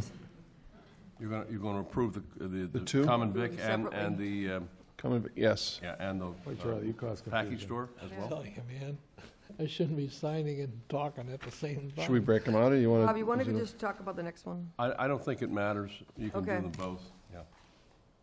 Okay, I'll make a motion to approve them. So it's a retail package license at 31 College Highway and a common victualler license, same address. Shop and save? No, Pure Foods. Pure Okay. Foods, yeah. All right, we're doing them separately then. Is that your motion? I'll make the motion. Thought I Second? made it, but Yeah, okay. Jim- Did you? Twice. Well, that's All right, okay. John seconds No one it. listens to All me those in anyway. favor? Aye. Aye. Aye. Oh, man. Oh, that was cute. How we doing, Jim? We're doing great. There's those. No, we didn't No, do- we haven't heard about the other one. that was Pure Foods only. Yeah, Pure Foods right here. And we have a second common victualler license for 247 College Highway, Pioneer Valley STD, Stop and Save. That's what it says, STD. Keep reading, Bob. Get yourself in real trouble.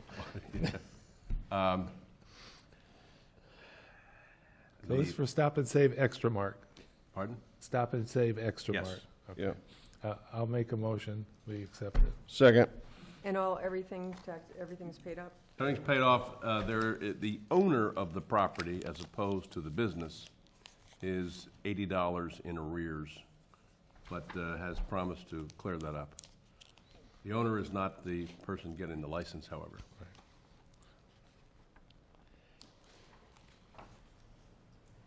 I'll make a motion to approve the license for Shop and Save Extra Mart. I think It's that's been already, approved. Second. and I second it, yeah.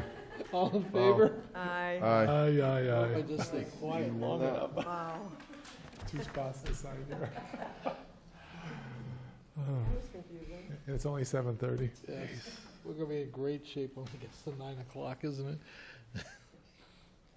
All right. Warrants. There's no other documents, Bob? Just one. Oh, there is? One here. There's the Oh, I one got the warrant. warrant. That's the only one that I have. Okay. Today I signed warrant W-1825 for $143,912.53. That is the only action that's been taken in the last week. As a matter of record, clerk, you get that okay? Yeah, where's the Here, W-1825? just just pass it to her. No, I have a copy of it, it wasn't on the agenda, so. I know, I signed it today. Usually that's where I get the information. And I try to corral those things and just There get you them go. recorded. Only other documents are executive session minutes. All right, so, calendars and announcements. Our next select board meeting is this Thursday. It will be a discussion of the town warrant articles. The other part to this will be a town meeting January 16th, and the select board meeting is January 9th. Does the board wish to go through all the warrant articles now? No, I'll save it for Thursday. I'll save it till Thursday? That's fine with me. All right. Bob, can an electronic copy be placed on the town website so people have an opportunity before Yes. Thursday to see this? Yes. Sir? Yes. Robert Floyd, 15 East Street.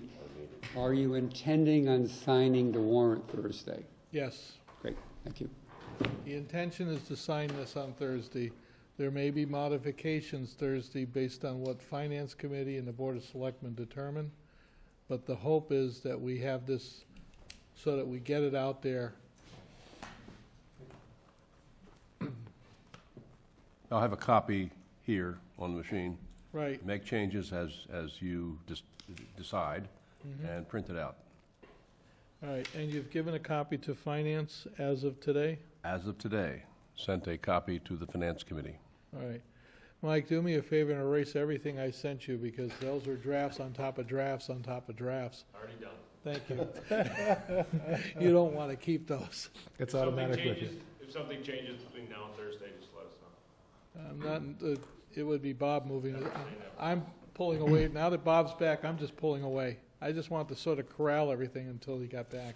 Charlie, there's one thing I'd like to mention on it. There might be an additional one that the planning board at, I think it was the last meeting, there's a road acceptance that Paul said he sent in, and it may have been lost. So we have a meeting with planning board tomorrow. I should get to the bottom of it, and then we may add it to the end of it. That's all. That's fine. It's Woodmar off of Pleasant Street in And- Southampton for road acceptance. And we caught up on the ones from the water department? Yes. All right. There are two. Also, This thing just kept, I've asked that we have bond counsel review the one, which is a borrowing. So, what about the betterment? We doing that too at bond council? I'm sorry, yes, two. Okay, because we want to have both of them cleared. Okay, open time for the public.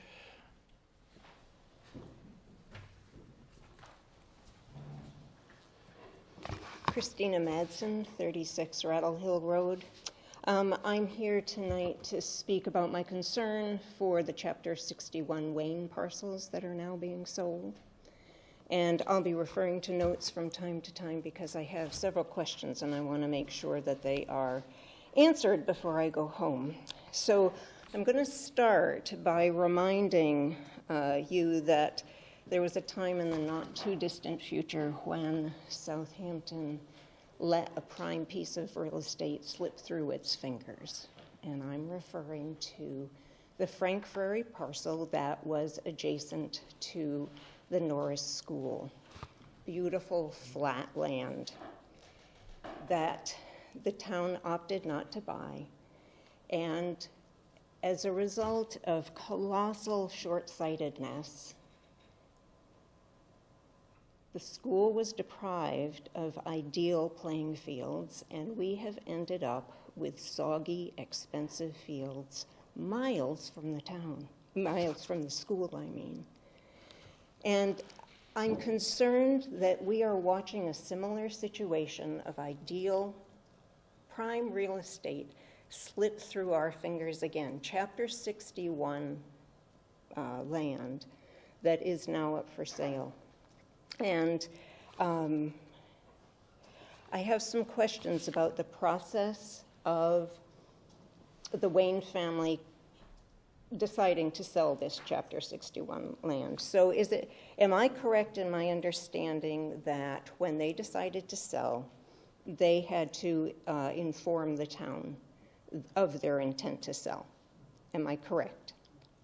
My understanding, as a non-attorney, they are not responsible to notify the town when they intend to sell. Did they notify the town? No. And tell me how that works out, because it is Chapter 61. We would have the right of first refusal on it. Because we're going into executive session relative to this, I cannot get into any details relative to your questions at this point in time.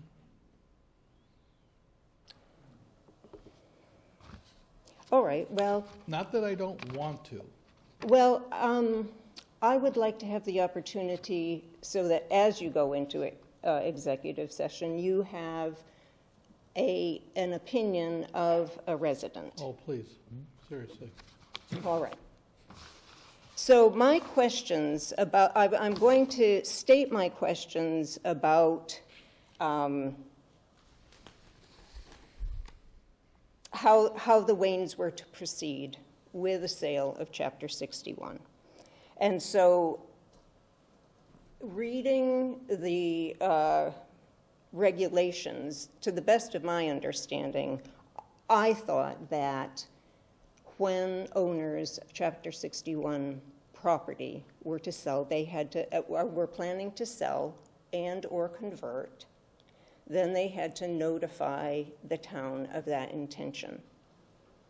But you're saying that the Wayne family did not approach you. Did they simply go to a realtor? I don't know what the Wayne family did. I do know Okay, so you do know that they did not approach the town in any that manner. as chair of the board, I never saw any documentation from them.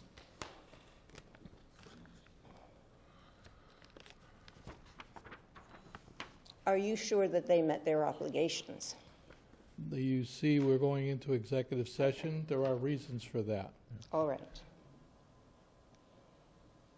Feel free to go ahead and voice some of the concerns you have. Yes. Well, I am going to proceed, but I'm going to regroup a little bit because my understanding was my questions were going to be based on what information the Wayne family had given you.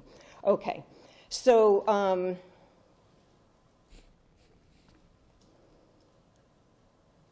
I'll address the two parcels that I'm most concerned about. And those are the Glendale Road property and the highway parcel. And according to the master plan, both of those pieces are desirable parcels to the town. And on this map that's in the master plan, in the summary, page 5, it identifies the College Highway parcel as a planning focus area from Pomeroy Meadow to Glendale Road. Gun Road. Mm-hmm. So the parcel that the Waynes are selling the parcel that the Waynes are selling is within that area. And then the Glendale parcel is in an open space protection area. So those designations were made with great forethought and deliberation. So I'm going to speak just briefly to the Glendale parcel. We have an 80-acre parcel, a woodlot, that's in an open space protection area. It's become available. We all know that every new house, every new development places extra burden on this town. And I believe that Mr. Martin has figures. I think you've quoted them before regarding tax revenues versus the support costs of a new dwelling. And new dwellings take in less than they give to the town less than they take. So each new development is a burden to the town. So a month ago, I was speaking with someone about this land, knowing that it was in open space protection area. And he said, no, David Garstad just bought that and he's going to develop it. And I thought, it's Chapter 61 land. The town has been offering or giving tax relief, and here, without any notice to Concom, evidently to Select Board, to anyone, it just goes straight to a developer. No conversation about whether its merits as open space to the town. It just, I'm surprised. It's very frustrating to me to hear that this kind of thing happens over and over again. We're not given the opportunity, and I mean committees and commissions, to give forethought to the planning of this town and what lands, Chapter 61 lands, might be valuable to us. And to the highway parcel. When I was on the, oh, excuse me, I'm just going to get some water. It is dry in here, isn't it? That's why I get the coffee, because it just... And that's a messy water bottle.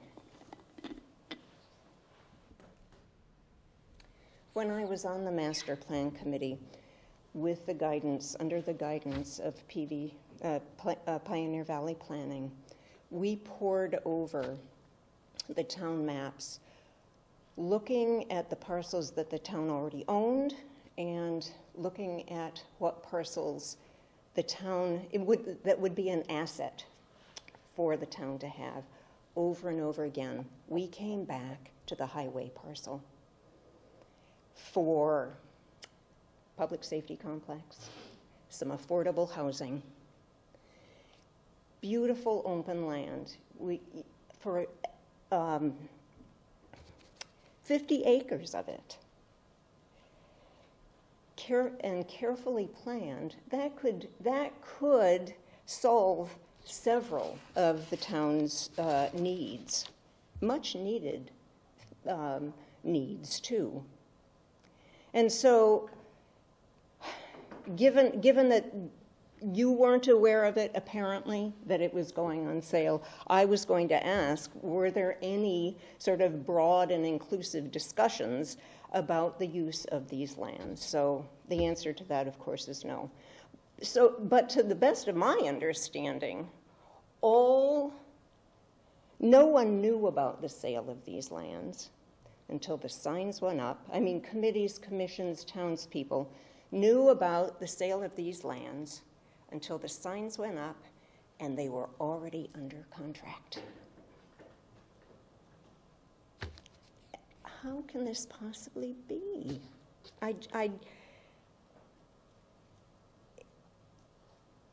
I am not understanding how 61 lands can just be sold without the town being involved in some way. So you've already told me you can't address that because you're going into executive session.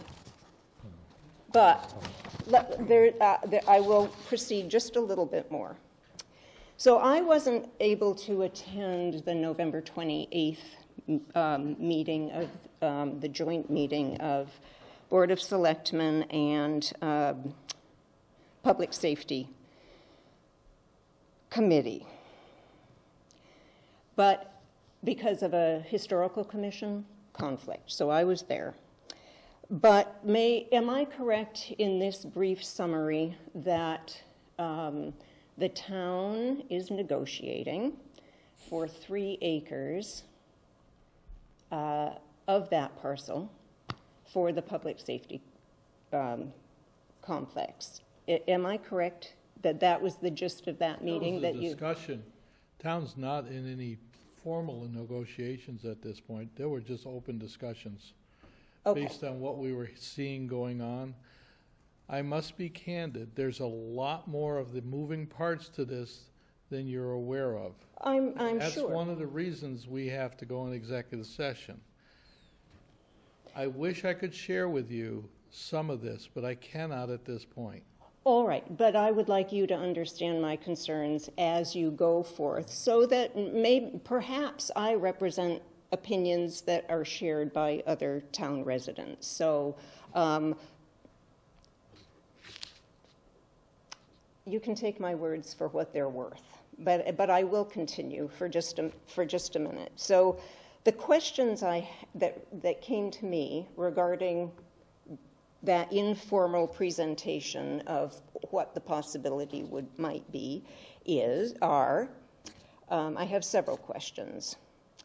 I believe we're being asked to pay for feasibility studies for the old town hall and the fire station for use as new facilities, renovated facilities for police in the town hall, and I'm not quite sure what fire department, the fire station. Let me stop you on that.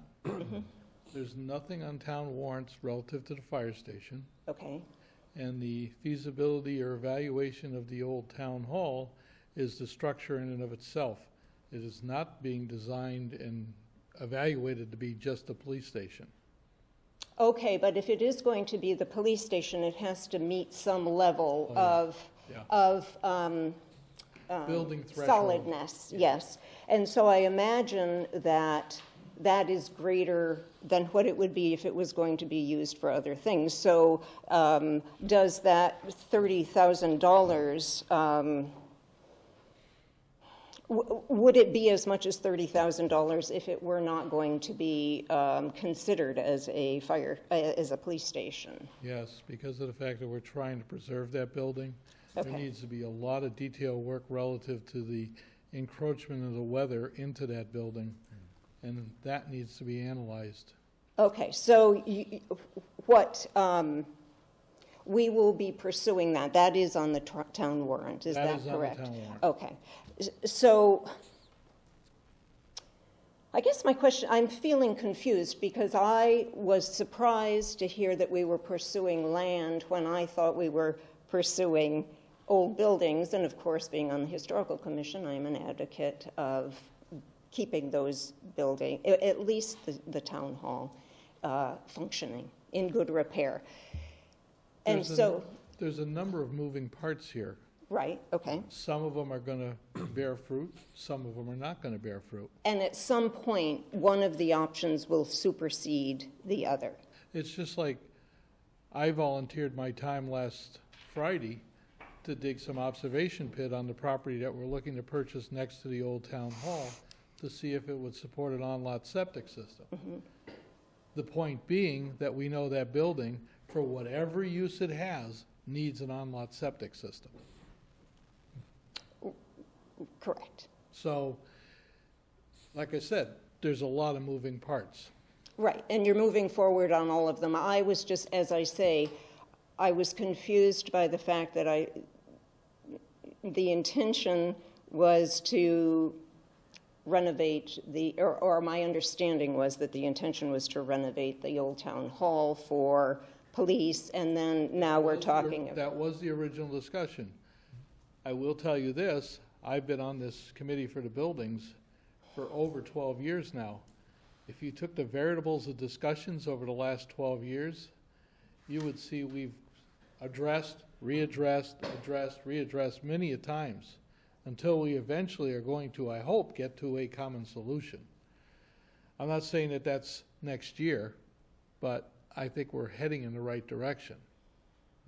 No pun intended. And I know that various options have to be looked at. All the options do, but I was just wondering whether we were, if we weren't going to pursue town hall for police department, why would we go ahead with the feasibility study at this time? But to protect the building. Yeah. A lot of it's engineering and structural work, looking at it, because we're going to use it for something down the road. If it's not a police station. Are we sure that we are going to? Well, that's our intent. Okay, thank you. Yeah. All right, so my second question on this is, you said, you indicated that we're negotiating for 3 acres. That's a discussion, yes. A discussion. You're discussing 3 acres. Why is it that we're not discussing all 50 acres? We are going into executive session. Okay. I urge you to consider all 50 acres. This is prime land. It's identified in the master plan as being desirable land for the town. And if there's any right of the town under Chapter 61 to have that right of first refusal, I urge you to exercise that, because this, we all know, we've all been waiting for the Frank Wayne parcels to come up for sale. We're not kidding anybody by thinking that we weren't. And the town needs that parcel. It could solve many of the numerous needs of this town. So, another question. Okay, so you're in discussion, informal discussion. At the moment, my understanding is that it's under contract with a developer. Am I correct about that? I have no idea. I've never seen the contract. That's a rumor that you've heard just as much as I have. I must point out to you that open meeting, this type of discussion usually is limited to 5 minutes for things that are not on the agenda. I am at the end. I would like to know, is it your... Let me ask one final question. Let me say something. The more you ask questions without us going in executive session and making direction can weaken the town's position in proceeding with things. I'm going to ask one final question. Who's the developer? Of what? Of who is the developer who is interested in the parcel on the College Highway? I believe it's an LLC. Uh-huh. We haven't seen anything to confirm that, though. No. And just so you don't think you're standing on an island, you're not the first person to express these interests, so we're very much attuned to that. Again, I circle back and say And you the don't- more you- this conversation is in the public, the more it weakens the town's position to move anything forward. All right. Yeah, if you can trust us for a little while, we'll get more information out.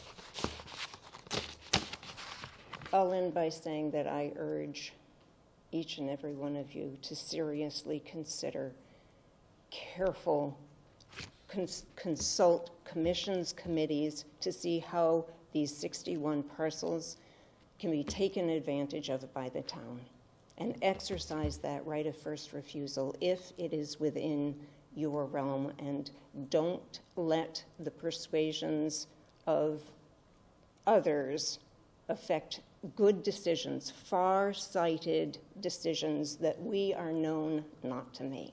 Thank you. Thank you. Any other open time for the public?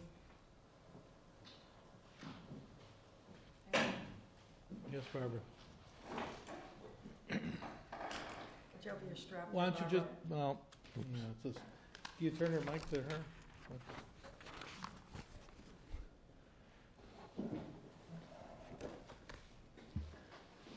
Barbara LaFlamme, 20 Cook Road.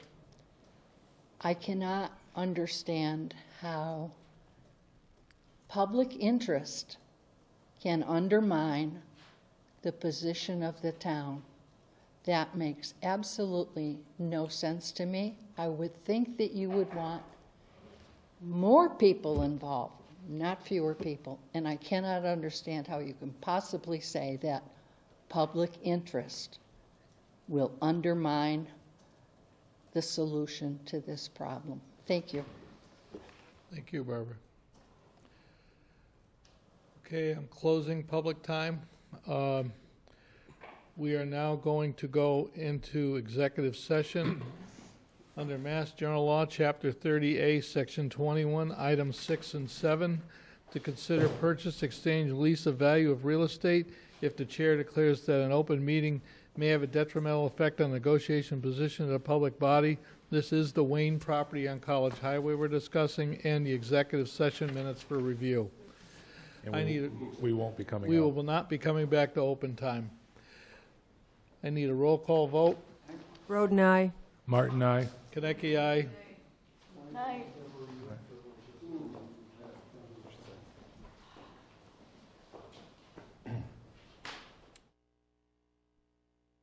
But we're taking a 5-minute recess first.